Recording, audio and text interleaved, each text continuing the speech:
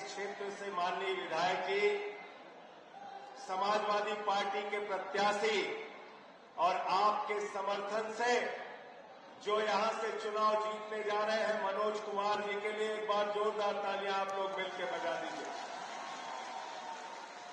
Samajwadi party के सभी माननीय नेतागण, कांग्रेस पार्टी के, आम आदमी पार्टी के नेता कार्यकर्तागण, साथियों और दोस्तों, कहां से शुरू करें और कहां खत्म करें?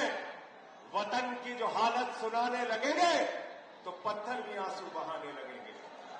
वतन की जो हालत सुनाने लगेंगे तो पत्थर भी आंसू बहाने लगेंगे। अगर भीड़ में खो गई आदमियत तो उसे ढूंढने में जमाने लगेंगे। आदमियत का, इंसानियत का कत्ल किया जा रहा है मौजूदा सरकार के अंदर, उसको बचाने के लिए हम सारे लोग इकट्ठा हुए हैं। और उत्तर प्रदेश के अंदर अखिलेश यादव जी के नेतृत्व में जो इंडिया गठबंधन की लड़ाई चल रही है, हम सबको संकल्प लेना है कि उत्तर प्रदेश की राजनीति से भी भारतीय जनता पार्टी की राजनीति को, नफरत की राजनीति को खत्म करना है। इंसानियत की, मोहब्बत की, भाईचारे की, एकता की राजनीति को जिंदा करना है, आगे बढ़ाना है। और समाजवादियों का तो इतिहास यही रहा है। मैं एक दिन बता रहा था अखिलेश जी को, मैं समाजवादी युवजन सभा में था, मुझे गिरफ्तार किया सुल्तानपुर के जिला प्रशासन ने और हमारे 2 साथी जेल में रह गए। मैं अपनी जमानत उठा के दोबारा जेल में गया। 6 महीने जेल में रह के आया हूं और निकलते ही नरेंद्र मोदी जी से मैंने कहा, आपकी किसी जेल, लाठी और मुकदमे से मैं डरने वाला नहीं हूं। भेजना चाहे जितना भेजना चाहते हो, लगाओ मुकदमा जितना लगाना चाहते हो, चलाओ लाठी जितनी चलानी चाहते हो, जितनी तुम लाठियां चलाओगे उससे ज्यादा हमारे सीने और कंधे उन लाठियों का सामना करने के लिए तैयार रहेंगे। जुल्म की इंतहा कर दी। 10 साल हो गए इस सरकार को, ये नहीं बताते कि क्या किया 10 साल में। एक के बाद दूसरा जुमला, दूसरे के बाद तीसरा जुमला। लोगों ने कहा मोदी जी का संकल्प पत्र आया है। मैंने कहा यह संकल्प पत्र नहीं है, जुमला पत्र है, जुमला पत्र। जुमला बोलने का काम करते हैं प्रधानमंत्री जी। क्या कहा था 2014 में आपसे? बोले भाइयों और बहनों 2 करोड़ नौकरी नौजवानों को हर साल दूंगा। फिर कहने लगे किसानों की आय 2 गुना हो जाएगी। फिर कहने लगे देश से महंगाई खत्म होगी। फिर कहने लगे इतना काला धन लाएंगे, इतना काला धन लाएंगे, इतना काला धन लाएंगे कि हर आदमी के खाते में कितना जमा हो जाएगा? जोर से बोलिए।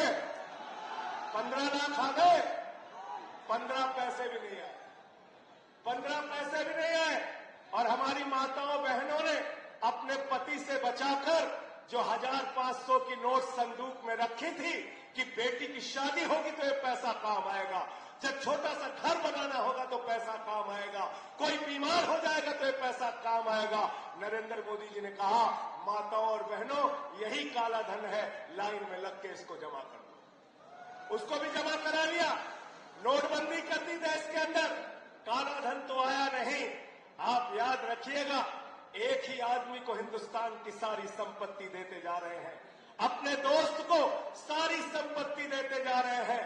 कोयला उसी के नाम, स्टील उसी के नाम, सेल उसी के नाम, रेल उसी के नाम, बिजली उसी के नाम, पानी उसी के नाम। उस आदमी का क्या नाम है आप सब लोग जानते हो ना? मोदी जी का दोस्त क्या नाम है? जोर से बोलिए। अडानी। तो हम आदरणीय नरेंद्र मोदी जी अडानी के लिए काम करेंगे, याद रखना, याद रखना। याद है ना आपको? मुख्यमंत्री थे अखिलेश यादव जी, एम्बुलेंस की सेवा यहां पर चलाई। मुख्यमंत्री थे अखिलेश यादव जी, जो यहां बेरोजगारी भत्ता उस समय दिया गया, लैपटॉप बांटा गया, स्कूल बनाने का काम, अस्पताल बनाने का काम, बड़े बड़े हाईवे बनाने का काम अखिलेश यादव जी के नेतृत्व में उत्तर प्रदेश के अंदर हुआ। तो अखिलेश यादव जी एम्बुलेंस की सेवा देते हैं, बेरोजगारी भत्ता देते हैं, लैपटॉप देते हैं। और प्रधानमंत्री नरेंद्र मोदी जी क्या कहते हैं? प्रधानमंत्री नरेंद्र मोदी क्या कहते हैं? एक चुनावी सभा में भाषण दे रहे थे मोदी जी, उन्होंने कहा ये तो जब चुनावी रैली में जाते हैं तो कहते हैं भाइयों और बहनों आपके लिए स्कूल बनवाएंगे, अस्पताल बनवाएंगे, एम्बुलेंस की सेवा शुरू करेंगे, बेरोजगारी भत्ता देंगे। और जब प्रधानमंत्री जी जाते हैं रैलियों में तो कहते हैं गांव-गांव में कब्रिस्तान है तो शमशान होना चाहिए कि नहीं होना चाहिए। कहते हैं कि नहीं कहते हैं? हमको शमशान नहीं चाहिए, हमको अपने बच्चों के लिए स्कूल चाहिए, अस्पताल चाहिए, अच्छी शिक्षा चाहिए, बिजली चाहिए, पानी चाहिए। क्या कर रहे हैं देश में? चुनी हुई सरकारों को बर्खास्त कर रहे हैं, चुनी हुई सरकारों को तोड़ तोड़ के गिरा रहे हैं। झारखंड में एक आदिवासी नेता, एक मुख्यमंत्री को, हेमंत सोरेन को पकड़ के जेल में डाल दिया। दिल्ली के 3 बार के चुने हुए मुख्यमंत्री को, लोकप्रिय मुख्यमंत्री को, अरविंद केजरीवाल को पकड़ के जेल में डाल दिया। आज मैं पूछना चाहता हूं आप लोगों से, नगीना के लोगों से मैं पूछना चाहता हूं, जरा हमको बताओ, अगर कोई आदमी चुनाव जीत रहा होता है तो अपने विरोधियों को गिरफ्तार कराता है क्या? गिरफ्तार कराता है क्या? गिरफ्तार कराता है क्या? अरे अखिलेश यादव जी को सीबीआई का नोटिस, कांग्रेस पार्टी का खाता सीज कर दिया, कहीं किसी को पकड़ते हो, कहीं किसी को पकड़ते हो। और 2014 के बाद हिंदुस्तान में एक वॉशिंग मशीन आई है जिसका नाम है नरेंद्र मोदी वॉशिंग मशीन। बड़े बड़े भ्रष्टाचारियों का पाप धुल देते हैं।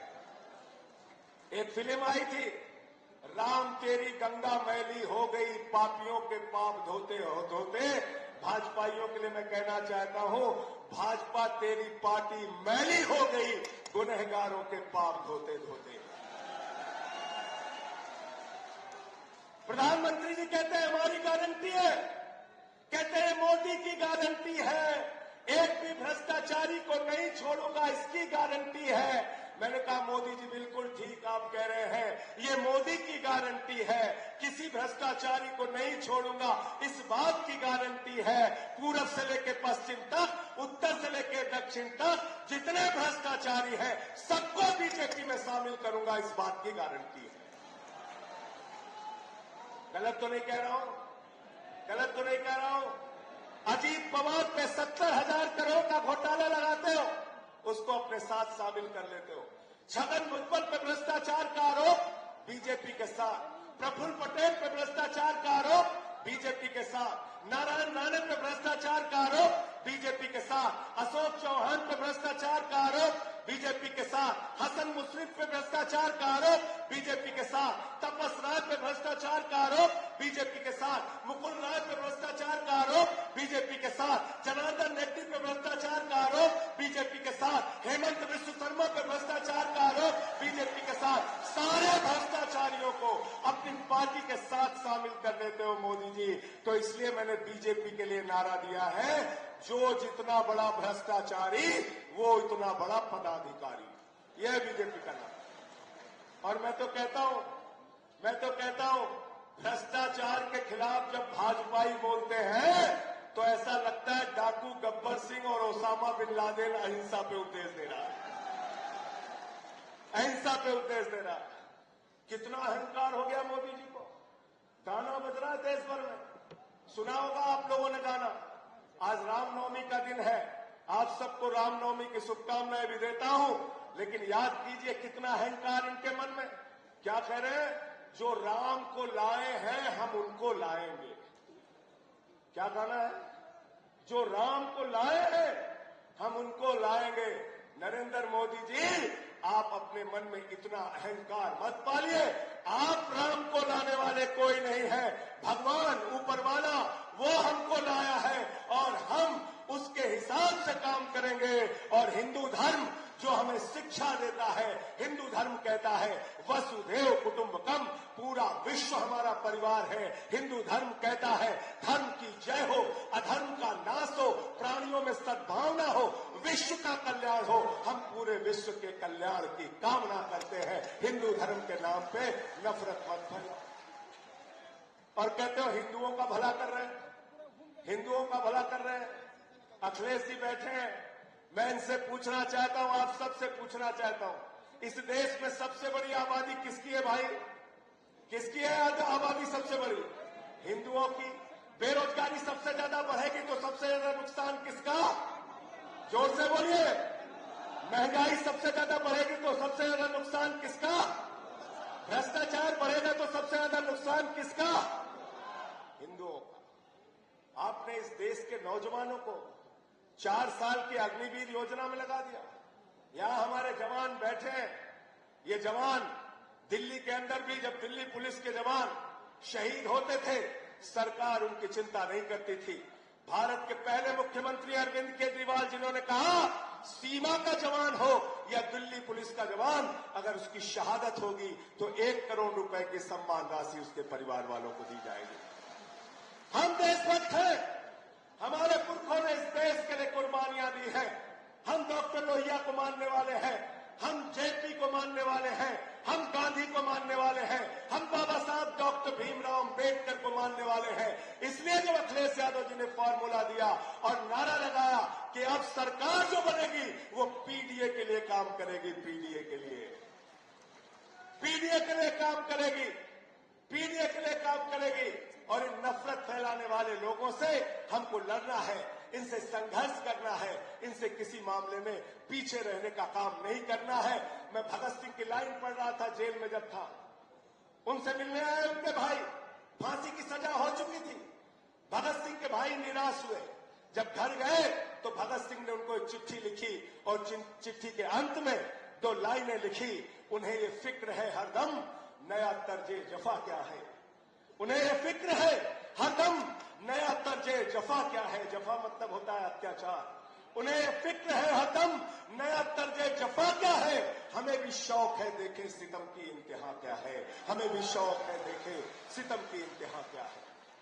हम देखना चाहते हैं आप कितना अत्याचार कर सकते हैं।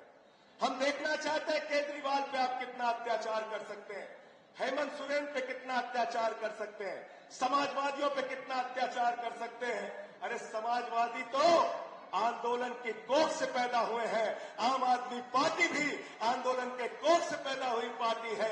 कांग्रेस पार्टी ने आजादी के आंदोलन में हिस्सा लिया है। तो हम लोग तो आंदोलन का एक लंबा इतिहास है, लेकिन भाजपाइयों के पुरखों का इतिहास पढ़ोगे तो शर्मिंदा हो जाओगे, शर्मिंदा हो जाओगे, शर्मिंदा हो जाओगे। इसलिए मैं आप सबसे कहने के लिए आया हूं, ये अंतिम चुनाव है 2024 का चुनाव।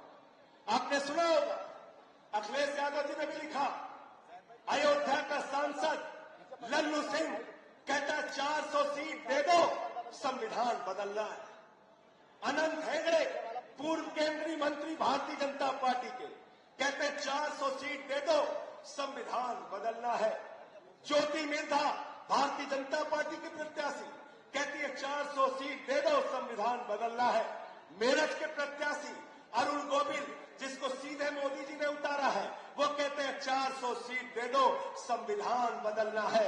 मैं आप लोगों से कहना चाहता हूं, पिछड़ों से, दलितों से, शोषितों से, वंचितों से, अल्पसंख्यकों से, आदिवासियों से, सबसे हाथ जोड़ के अपील है, बाबा साहब डॉक्टर भीमराव अंबेडकर ने, संविधान के निर्माता ने एक सबसे मजबूत संविधान और दुनिया का सबसे बड़ा लोकतंत्र हमको विरासत में दी है। हम अपना संविधान बदलने नहीं देंगे, चाहे अपने जान की कुर्बानी देनी पड़े। और संविधान अगर बदल गया तो याद रखना वोट की ताकत आपसे छीन ली जाएगी। संविधान अगर बदल गया तो याद रखना आरक्षण की ताकत आपसे छीन ली जाएगी। आरक्षण ये खत्म करेंगे, याद रखना वोट की ताकत खत्म करेंगे, चुनाव खत्म करेंगे, हिंदुस्तान में तानाशाही लाएंगे, किम जोंग का शासन यहां पर लाएंगे, पुतिन का शासन यहां पे लाएंगे। इसलिए मैं आप सबसे कहने आया हूं, मनोज कुमार को साइकिल पे बटन दबा के इतनी ताकत लगा दीजिए कि दूसरे प्रत्याशियों की यहां जमानत जब्त हो जाए। समाजवादी पार्टी का प्रत्याशी, इंडिया गठबंधन का प्रत्याशी यहां से जीतना चाहिए। इंडिया गठबंधन का प्रत्याशी, समाजवादी पार्टी का प्रत्याशी जीतना चाहिए। मैं अंत में एक ही बात कह के अपनी बात को खत्म करूंगा। आज किसान दुखी है, नौजवान दुखी है, माताएं बहनें दुखी हैं, महंगाई की मार हम सब झेल रहे हैं। आज 750 किसानों की शहादत का हिसाब लेना है। मोदी जी ने 2014 में कहा था, भाइयों और बहनों, घर से निकलना तो घर के सिलेंडर को देख के निकलना। इस बार मैं आपसे कहने के लिए आया हूं, नगीना के लोगों, आप लोग जब आप अपने घर से वोट देने के लिए निकलना तो घर का सिलेंडर जरूर देख के निकलना, घर का सिलेंडर देख के निकलना। देख के निकलना, जिसमें 120 रुपए लीटर का पेट्रोल तुमने भरवाया। अपने वो सिंचाई का ट्यूबवेल भी देख के निकलना, जिसमें 100 रुपए का डीजल आपने भरवाया। अपने घर का वो सरसों के तेल का डिब्बा देख के निकलना, जिसमें 250 रुपए लीटर का तुमने सरसों का तेल खरीदा। प्याज महंगी खरीदी, आलू महंगा खरीदा। महंगाई आसमान पे पहुंच गया। महंगाई से, बेरोजगारी से, अशिक्षा से छुटकारा चाहते हो तो यहां से समाजवादी पार्टी के कैंडिडेट को जिता देना, समाजवादी पार्टी के कैंडिडेट को जिता देना। भाई मनोज कुमार जी के लिए दिन रात मेहनत करके, हो सकता है इस रैली के बाद अखिलेश जी दोबारा आपके बीच में रैली करने के लिए ना आए, उनको बहुत दूसरे क्षेत्रों में जाना है। एक एक कार्यकर्ता अखिलेश यादव बन के गांव गांव में जाएगा, 4 गुना ज्यादा मेहनत करेगा। आम आदमी पार्टी का कार्यकर्ता, कांग्रेस पार्टी का कार्यकर्ता और समाजवादी पार्टी को यहां से जिताने का काम करेगा, साइकिल को यहां से जिताने का काम करेगा। साथियों और दोस्तों, इन्हीं शब्दों के साथ कि ये अमन बिक रहा है, चमन बिक रहा है, गरीबों के तन का कफन बिक रहा है, बाजारों में बहनों का तन बिक रहा है, और तुम बुरा न मानो तो कह दो, इन बेईमानों के हाथों वतन बिक रहा है, इन बेईमानों के हाथों वतन बिक रहा है। इस वतन को बचाने के लिए हम सबको, हिंदू मुसलमान, अगड़ा पिछड़ा, दलित सवर्ण की बाधाएं तोड़कर एक साथ काम करना पड़ेगा। और सवर्ण क्षत्रिय समाज के लोगों को तो आप देखिए कितना आक्रोश है, बड़ी बड़ी रैलियां हो रही है, लाखों लाखों। क्या हो गया? एक रूपाला जी है इनके केंद्र के मंत्री भारतीय जनता पार्टी के, वो क्षत्रिय समाज की बहु बेटियों पे सवाल उठाते हैं।